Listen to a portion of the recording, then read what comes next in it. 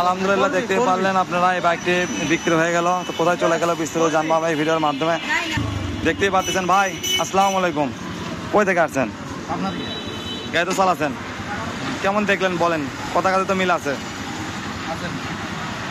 বলেন মন খারাপ না বাস্তবতা কথা কন, সমস্যা কি? খুশি তো? দেখতেই পারলেন।